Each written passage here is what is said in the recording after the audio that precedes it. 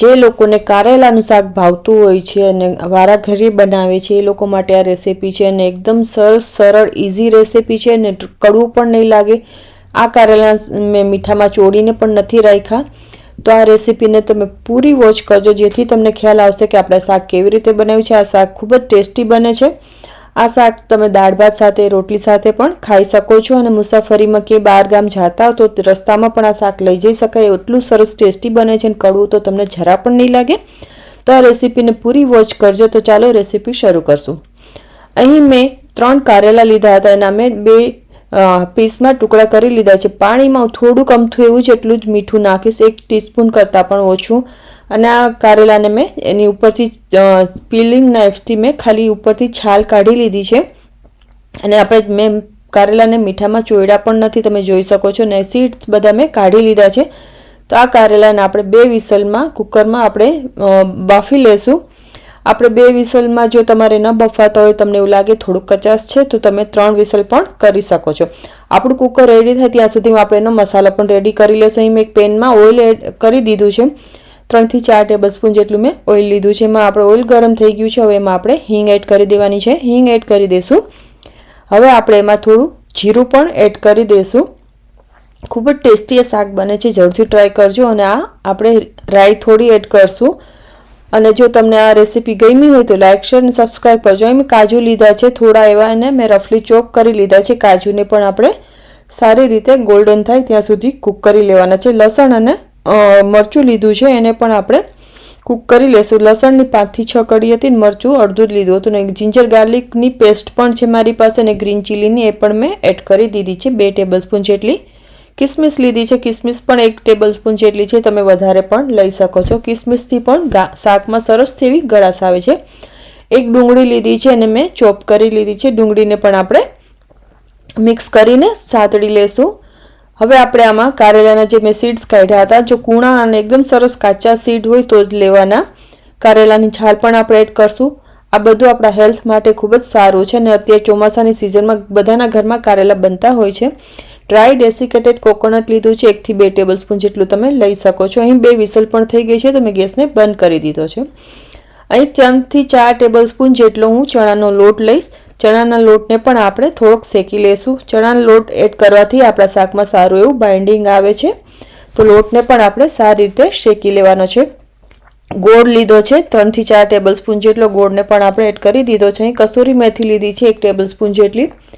હવે આપણે અહીં સ્પાઇસ કરી લેશું. અહીં મેં લાલ મરચું પાવડર લીધું છે, ગરમ મસાલો, તીખા મસાલા તમે તમારી રીતે એડ કરી શકો છો, હળદર, અને હવે આપણે ધાણા જીરું એડ કરી દીધું છે. આ બધા મસાલાને પાછા એકવાર આપણે હલાવી લેશું. ગેસને આપણે ધીમો રાખવાનો છે. અહીં મેં 1 ટમેટું લીધું છે સુધારેલું. બધા મસાલાને બધું કૂક થઈ જાય પછી આપણે ટમેટું એડ કરવાનું. લીંબુનો રસ લીધો છે ટેબલસ્પૂન જેટલો, તમે વધારે પણ લઈ શકો છો. હવે આપણે અહીં થોડું પાણી પણ એડ કરશું જેથી આપણે ચણાનો લોટ એમાં એડ કર્યો છે આપણે બેસી ન જાય નીચે, એટલા માટે. અને મીઠું, અને અહીં મેં બ્લેક સોલ્ટ લીધું છે, કાળું નમક, સંચળ પાવડર જે કહીએ છીએ આપણે, એ પણ આપણે સ્વાદ પ્રમાણે એડ કરી દીધો છે. આમચૂર પાવડર લીધો છે. આમચૂર પાવડરથી પણ શાકમાં સરસથી એવી ખટાશ અને ટેસ્ટ આવે છે. ચાટ મસાલો લીધો છે. ચાટ મસાલો પણ 1 ચમચી જેટલો આપણે એડ કરી દઈશું અથવા સ્વાદ પ્રમાણે. હવે આપણે મીઠું પણ એડ કરી દઈશું ટેસ્ટ અનુસાર, કારણ કે બધા બીજા મસાલામાં પણ મીઠાનો ભાગ હોય છે. હવે આપણે સારી રીતે કૂક કરી લીધું છે. હવે આપણે આમાં મેં એક ઝીણી નાયલોન સેવ થોડી એડ કરી છે. નાયલોન સેવ ન હોય તો સ્કીપ કરી શકાય છે, ઓપ્શનલ છે. હવે કોથમરી લીધી છે. કોથમરીને પણ મેં એકદમ સરસથી સુધારી અને એના જે લીલા દાંડલા હોય છે એ પણ લીધા છે. એનાથી ટેસ્ટ સારો આવે છે. મસાલો કૂક થઈ ગયો છે તો આપણે એક પ્લેટમાં કાઢી લઈશું. મસાલાને આપણે હવે ઠંડો થવા દઈશું.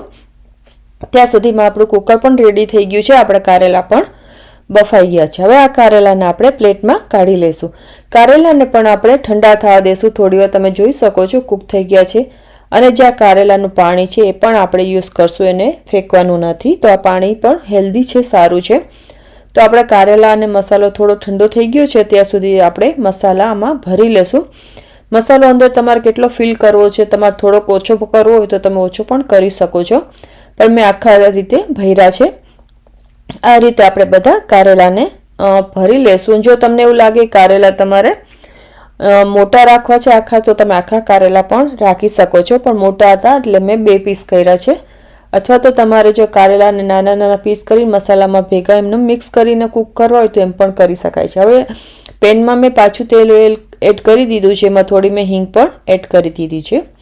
હવે આપણે એમાં થોડું જીરું પણ એડ કરી દેવાનું છે. જીરાને પણ આપણે કૂક થવા દઈશું. આપણું જીરું તતડી ગયું છે. હવે આપણે જે કારેલાના સ્ટફિંગ કર્યું પીસમાં એ આપણે કૂક કરવાના છે તેલમાં. તો આપણે આ કારેલામાં એડ કરી દીધા છે. હવે આપણે થોડી જગ્યા કરવાની, જો તમારી પાસે મોટું પેન હોય તો તમે મોટું પણ લઈ શકો છો. હવે આપણે આને ઢાંકી દઈશું. ધીમા ગેસ ઉપર મીડિયમથી પણ ઓછો ગેસ રાખવાનો, જેથી કારેલા આપણા બેસી ન જાય. તો થોડી વાર થાય છે. હવે એમાં આપણે થોડાક ચમચા જેટલું પાણી એડ કરશું, 2 થી 3 ચમચા જેટલું. આપણે આ રીતે જ આપણે 2 થી 3 વાર આ રીતે જ કૂક કરવાનું છે, ઢાંકીને 2 થી 3 મિનિટ રહી પાછું આપણે એને ઢાંકણું કાઢી હવે પાછું થોડુંક હલાવી લેશું, જેથી આપણા કારેલા નીચે ચોટી ન જાય, બેસી ન જાય. તમે નોનસ્ટિક વાસણ પણ લઈ શકો છો જો તમારી પાસે અવેલેબલ હોય તો. હવે આપણે આમાં થોડુંક પાછું પાણી એડ કરશું. આ રીતે 2 થી 3 વાર પાણીને એડ કરવાનું. જે આપણે કારેલા બાફવામાં પાણી જે લીધું હતું એ જ પાણી છે, આપણે એને ફેંકવાનું નથી. ખૂબ જ હેલ્ધી હોય છે. એકવાર તમે આ રીતે કારેલાને જરૂરથી ટ્રાય કરજો. તમને આ રેસીપી જરૂરથી પસંદ આવશે અને શાક પણ સારું ટેસ્ટી બનશે. તમારા ઘરમાં જો કારેલા નહીં ખાતા હોય એ લોકોને પણ ભાવશે, કારણ કે આ જરા પણ કડવાશ નથી લાગતી આમાં. હવે જે એક્સ્ટ્રા મસાલો જે વધ્યો હતો એને પણ હું થોડો સાઈડમાં એડ કરી દઈશ અને આપણે એને થોડો કૂક થવા દઈશું. આપણે પહેલાં 2 વાર કારેલાને ઢાંકીને પાણી નાખીને કૂક કરવાનું છે, પછી આપણે મસાલો એડ કરશું. હવે પાછું એકવાર આપણે ઢાંકી દઈશું. હવે આને પાછું 3 થી 4 મિનિટ માટે લો ગેસ ઉપર કૂક કરી લેવાનું છે. તો તમે જોઈ શકો છો એકદમ સરસથી તેલ આપણું એનું છૂટું પડી ગયું છે ને આપણે કારેલા પણ કૂક થઈ ગયા છે. તો આપણે હવે એને ડિશ આઉટ કરી લેશું. તો એ મેં એક પ્લેટ લીધી છે. તમે જોઈ શકો છો એકદમ સરસ આપણા ડ્રાય કારેલા બન્યા છે. એનો જે મસાલો વધ્યો હતો એ મેં સાઈડમાં કાઢી લીધો છે, કારણ કે આ પ્લેટિંગ કરવામાં મેં મસાલો આમાં એડ નથી કર્યો એટલા માટે. અને મસાલો તમે ભાત સાથે રોટલી સાથે ખૂબ જ ટેસ્ટી લાગે છે. હવે ઉપરથી આપણે થોડી કોથમરીથી ગાર્નિશ કરી લેશું અને આપણે ઉપરથી કાજુ અને કિસમિસથી પણ ગાર્નિશ કરી લેશું. કાજુ અને કિસમિસથી આ કારેલાના શાકમાં ખૂબ જ સ્વાદ વધી જાય છે, ટેસ્ટ વધી જાય છે અને ખૂબ જ હેલ્ધી આ શાક છે. અને ચોમાસામાં તો આપણે ખાતા હોઈએ છીએ. તો જરૂરથી આ શાકની રેસીપી તમને ગમી હોય તો શાક બનાવજો. અને જો તમે બનાવો તો મને કમેન્ટ કરીને જરૂરથી કહેજો. તો થેન્ક યુ ફોર વોચિંગ. મળશું આપણે એક નવા રેસીપી નવા વિડીયો સાથે. ત્યાં સુધી આવજો અને શેર કરજો તમારા સોશિયલ મીડિયા ઉપર. Thank you. Bye now.